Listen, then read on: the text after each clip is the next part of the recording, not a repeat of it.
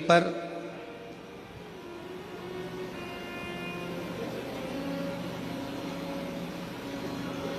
अमीर बनना बहुत सरल है।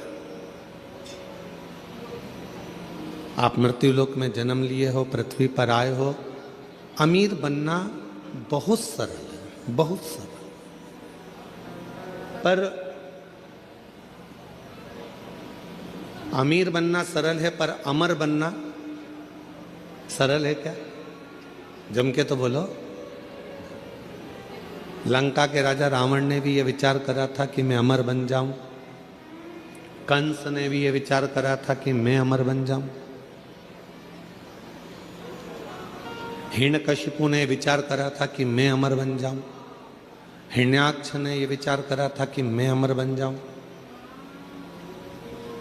अमर बनना कठिन है।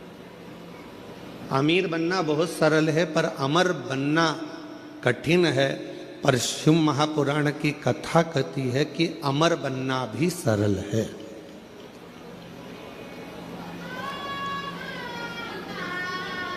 कैसे अमर हो सकते हो?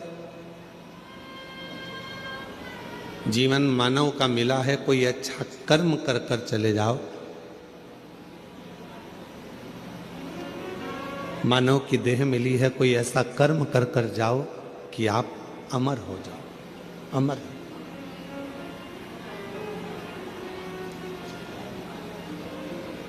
आज संत श्री सतगुरुदेव श्री घासीदास बाबा जी की जयंती है। पूरे क्षेत्रवासियों को,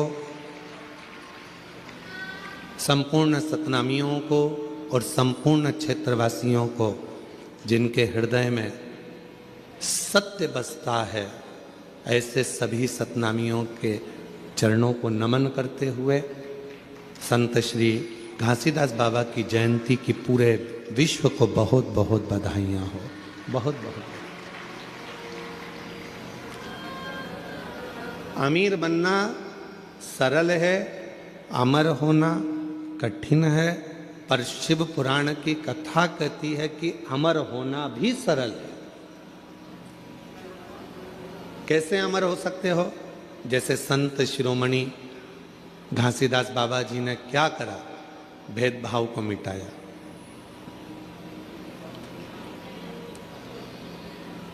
नारी के जीवन का आदर कैसे होना चाहिए, स्त्री का सम्मान कैसे होना चाहिए, संत श्री जगत गुरु गुरुदेव श्री घासीदास बाबा जी ने बताया।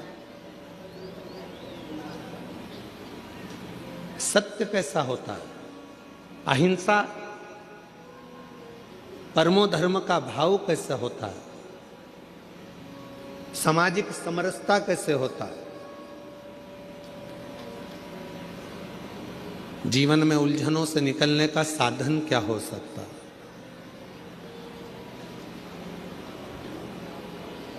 ऐसे कई संदेश संत श्री गुरु घासीदास बाबा जी ने दिए, जिसको सतनामी समाज अपने अंदर धारण करती है। अब भले संत पृथ्वी पर हो ना हो, पर वो अच्छा कर कर, दुनिया को प्रेरणा देकर, कुछ अच्छा कार्य कर कर वो अमर हो गए। आज भी पूरा विश्व, पूरा देश संत श्री घासीदास बाबा जी की जयंती महोत्सव मनाता है।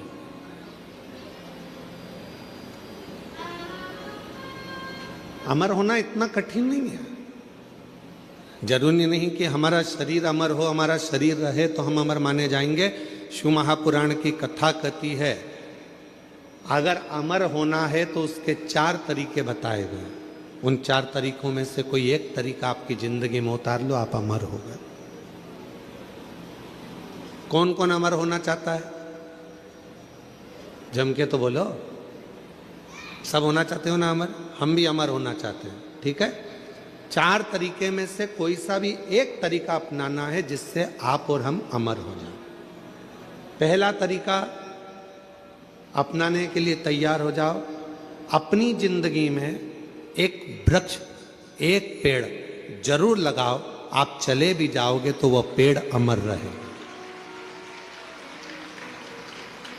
अमर होने के 4 तरीके बताए हैं। पहले नंबर का है वृक्षारोपण।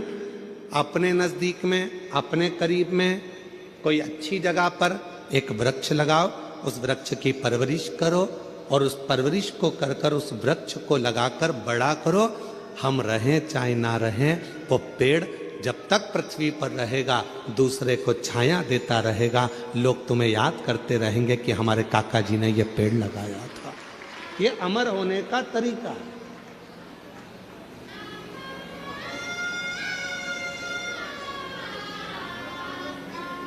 इसलिए अब की बार जो शिवरात्रि आ रही है, फरवरी के महीने में महाशिवरात्रि, उस शिवरात्रि का हमने नाम दिया है ग्रीन शिवरात्रि। ग्रीन शिवरात्रि का मतलब है कि अभी तक अपन ने शंकर जी को जल चढ़ाया, शिव जी की पूजन करी।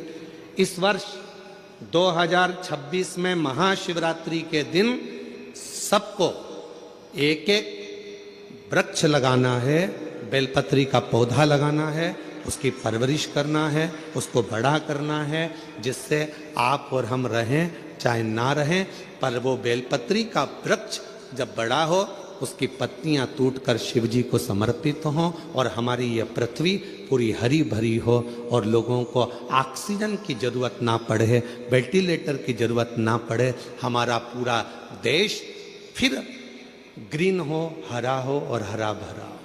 इसलिए अमर होने के 4 तरीके बताए। पहले नंबर पर है वृक्ष लगाओ और वृक्ष लगाने की प्रेरणा दो।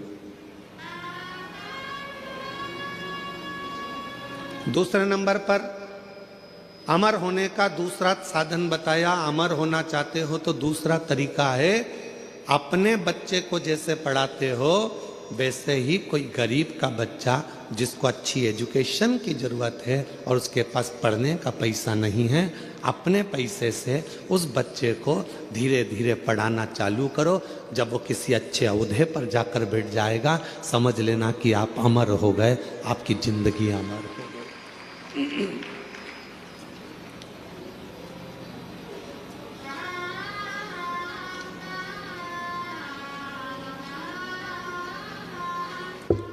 तुम्हारे मरने के बाद चौराहे पर तुम्हारा पुतला लगे चाहे ना लगे, तुम्हारे मरने के बाद घर के लोग तुम्हारा पुतला तुम्हारी जमीन पे लगाएं ना लगाएं, तुम्हारे मरने के बाद तुम्हारे घर के लोग तुम्हारा फोटो लगाएं चाहे ना लगाएं, पर अपने जीते जी ऐसा कर्म कर कर जाना कि मरने के बाद भी लोगों के दिल में तुम्हारी जगह बनी रहे, तो अमर तो आप अमर, वरना अमरता का। तीसरे नंबर पर बताया कि हृदय की मिठास, प्रेम लुटाते चलो, प्रेम देते चलो, अमर वो स्नेहमय रखिए, अच्छा रखिए, व्यवहार श्रेष्ठ रखिए। और चौथा साधन बताया अमर होने का, चौथा साधन अपने बच्चों को अच्छा संस्कार देकर चलिए। जब वो बच्चे अपने संस्कारों में ढल जाएंगे तो समझ लेना कि आप अमर हो गए, आपके बच्चों के संस्कार के रूप में। कौन कौन अमर होना चाहता है? बोलो, हाथ उठाओ जल्दी से। होना चाहते हो अमर? 4 साधन में से कोई सा एक साधन ढूंढिएगा। या तो पेड़ लगाइए, या किसी बच्चे को शिक्षा अध्ययन कराइए, या अपने व्यवहार को सुधारिए, या अपने बच्चों को ऐसा संस्कारवान बना दो कि आप चले भी जाओ तो आपके बच्चे संस्कारित रहेंगे, तो आप अमर की अमर रहोगे। आपको कोई भूलेगा, लोग आपको याद करेंगे।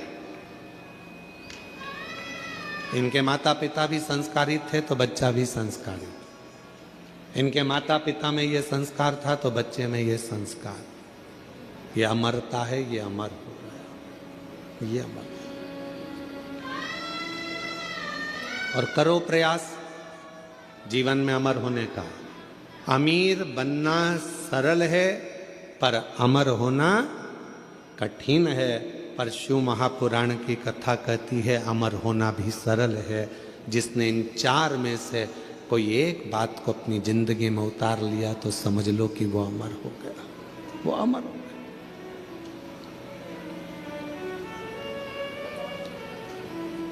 अच्छा करते चलो,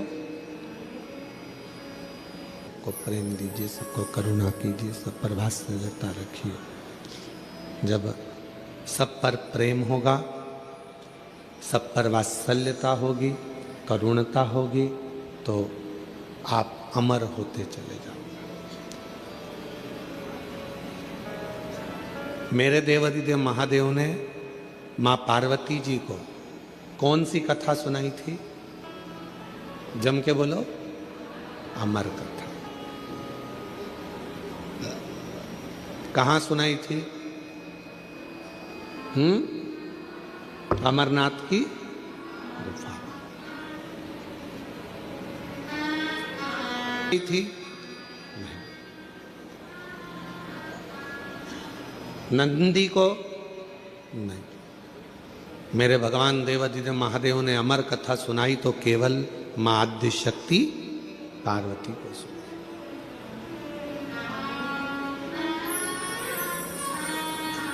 क्यों सुनाई? किस लिए सुनाई? क्या कारण पड़ गया था जो पार्वती को अमर कथा सुनाना पड़ी?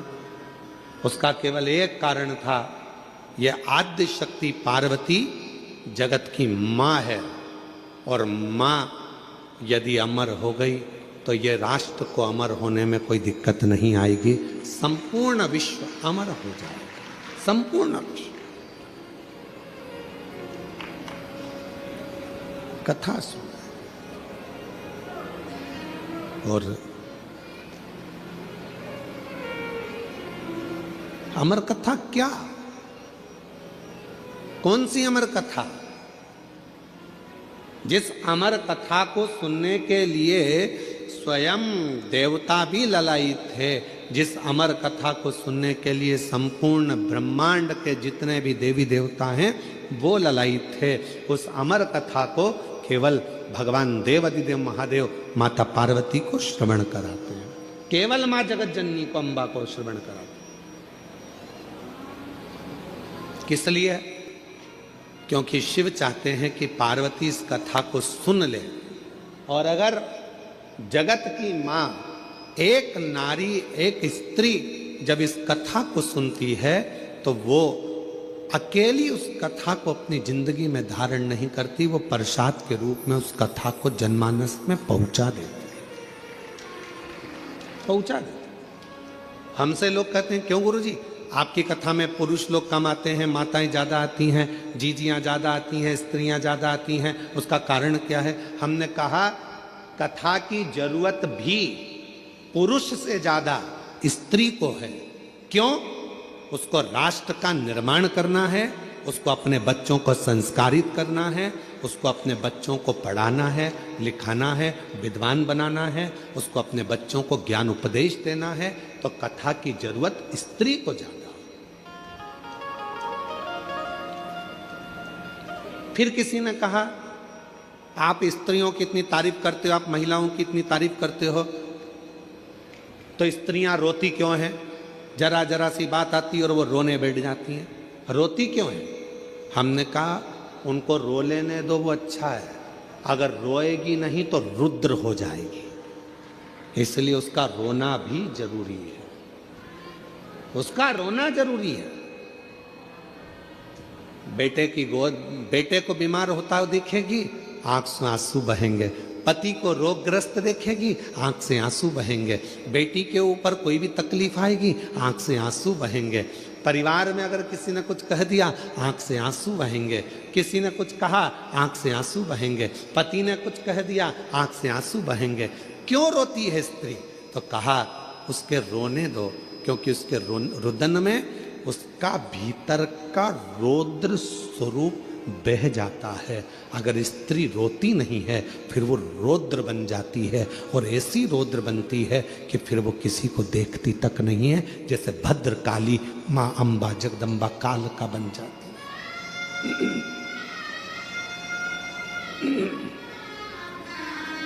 फिर वो भद्र काली वो काल का बन।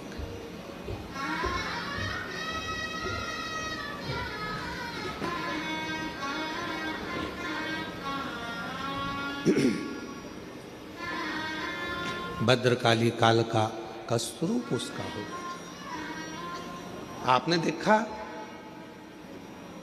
मां काली का चरण किस पे रखा हुआ है? बोलो, जम के बोलो।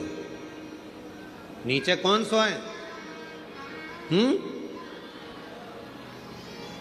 जम के बोलो जरा। बाबा भोलेनाथ। क्यों? मां जगत जननी अपना रौद्र रूप धारण कर ली थी, और क्रोध का रौद्र रूप मां जगत जननी ने ऐसा धारण कर लिया था, ऐसा रुद्र धारण कर लिया था कि वो फिर आखिरी में शिव को भी नहीं देख पाए, भगवान शंकर को भी नहीं जान पाए, शिव को भी नहीं पहचान।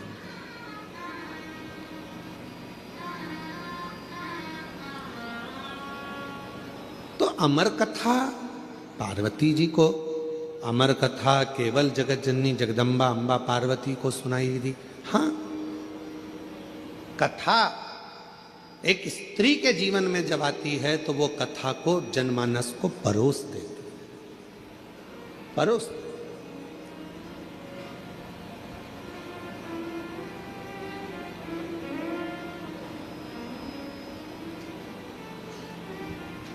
दुनिया में केवल एक स्त्री ही ऐसी है, महिला, एक नारी ही ऐसी है, जब सब खा लेते हैं तब आखिरी में वो खाने बैठती है, भोजन करने बैठती है। जो मिल गया उसमें भी उसकी तृप्ति होती है, नहीं मिला उसमें भी उसकी तृप्ति होती है। दूसरे को खाता हुआ, प्रेम से भोजन करता हुआ देखकर वो संतुष्ट हो जाती है, वो संतुष्ट हो जाती है। एक नारी, एक स्त्री।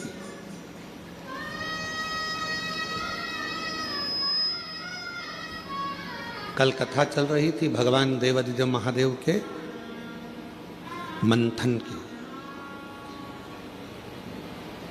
और मेरे भोले बाबा ने कंठ में विष को रख लिया था और मां पार्वती जी ने उसको रोक लिया था अंदर। दुनिया के आधे से ज्यादा क्राइम घर में रहने वाली स्त्री रोक सकती है, घर में रहने वाली नारी, घर में रहने वाली एक महिला दुनिया में होने वाले आधे से ज्यादा क्राइम को रोक सकती है। कैसे रोकेगी? अपने पति को अच्छा उपदेश देकर, उसको समझाकर, अपने बेटे को अच्छा संस्कार देकर, अपनी बेटी को अच्छा ज्ञान देकर, अपने ससुर को अच्छा ज्ञान देकर, अपने पिता को अच्छा उपदेश देकर, अपने भाई को अच्छा ज्ञान देकर, उपदेश देकर। दुनिया में किसी सरकार की इतनी सामर्थ्यता नहीं है जो क्राइम को रोक सके। क्राइम को केवल एक रोक सकती है, वो घर की केवल नारी होती है जो अच्छे संस्कारों से इन क्राइम को रोक सके। एक कथा बचपन में पढ़ने को मिली थी, शायद हमें उम्मीद है कि आपने छत्तीसगढ़ वासियों ने भी इस कथा को जरूर पढ़ा होगा। हमने पढ़ा है अपने बचपन में, तो तुमने भी पढ़ा होगा। कथा सुनने को मिली थी, पढ़ने को मिली थी। एक छोटा सा बच्चा स्कूल में जाता है पढ़ने के लिए, उसको एक पेंसिल मिल जाती है। वो अपनी मम्मी को आकर बताता है, माँ मुझे ये पेन मिला है। माँ ने कुछ नहीं कहा। बच्चा दूसरे दिन स्कूल गया, कंपास चुरा कर ले आया। पेन का जो बॉक्स होता है बच्चा वो चुरा कर लेकर आ गया। माँ से कहा, माँ मैं आज बॉक्स लेकर आया हूँ। माँ ने कुछ नहीं कहा। थोड़े दिन बाद बच्चा एक किताब चुरा कर ले आया, माँ ने कुछ नहीं कहा। फिर बच्चा कॉपी चुरा कर लाया, माँ ने कुछ नहीं कहा। वो बच्चा धीरे धीरे धीरे धीरे धीरे धीरे एक नामी चोर बन गया। चोर बनकर एक दिन पकड़ा गया, थाने में बंद हुआ। पुलिस वालों ने उसको खूब मारा, अंदर बंद कर दिया। और बंद करने के बाद आखिरी में जज के सामने उसको खड़ा करा गया और उसको मृत्यु दंड की सजा मिल गई।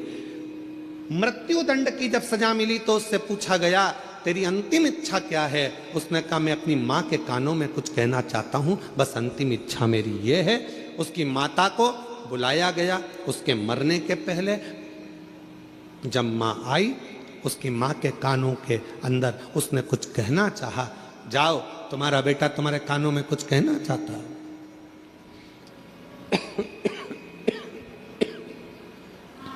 माँ ने कान आगे करा। बच्चे ने गला पकड़ रहा है माइक भाई। बच्चे ने मां के कानों को पकड़ा दांतों से। इतना तेज उस लड़के ने अपनी मां के कानों को काटा कि उसमें से रक्त निकलने लगा। पुलिस वालों ने उसको छुड़ाया। मुश्किल से वो कान दांतों से छूटा। आखिरी में पुलिस वालों ने पूछा कि ये तेरी मां है और तूने इसको दांतों से काट दिया? तो कहा, आज सूली पर चढ़ाने वाली भी ये मेरी माँ है। जिस दिन मैं पहली बार चोरी कर कर आया था, मेरी माँ मेरे गाल पर थप्पड़ मार देती तो शायद आज मुझे फांसी की सजा नहीं मिलती। आज मुझे फांसी की सजा नहीं मिलती। दुनिया में कोई ऐसी सरकार नहीं है जो क्राइम को रोक सके। क्राइम को अगर रोक सकती है तो वो घर की नारी रोक सकती है। अपने भाई को समझाकर, पिता को समझाकर, बच्चों को समझाकर, अच्छे संस्कार देकर, प्रेम देकर, स्नेह देकर अपने बच्चों को गलत जगह से रोक कर वो क्राइम को रोक सकती है। केवल एक स्त्री, केवल एक नारी।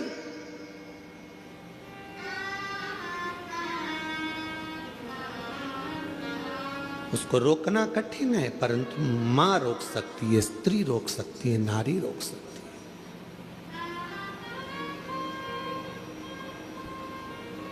कितना विचित्र प्रसंग है। विनायक का सिर किसने काटा था? जम के बोलो जरा।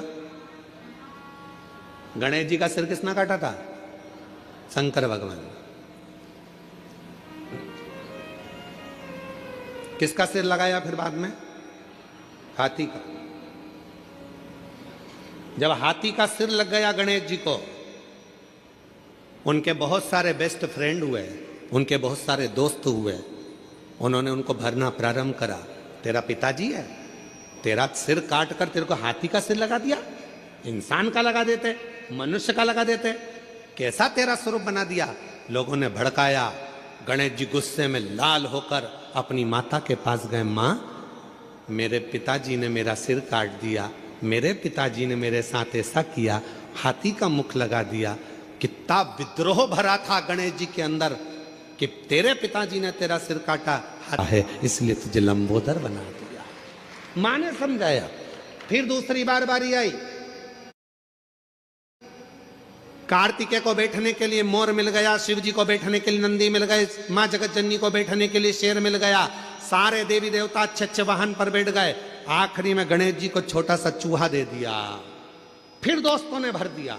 मां, पिताजी को तो देखो, मेरे लिए चूहा दिया, दिख रहा था मेरा इतना बड़ा शरीर है, बैठने के लिए कोई अच्छा वाहन देना था, इतना छोटा सा चूहा दे दिया। माँ ने समझाया बेटे को। बेटे के अंदर विद्रोह उत्पन्न हो रहा था। माँ ने कहा, बेटा तेरे पिताजी समझदार हैं, उन्होंने चूहा इसलिए दिया।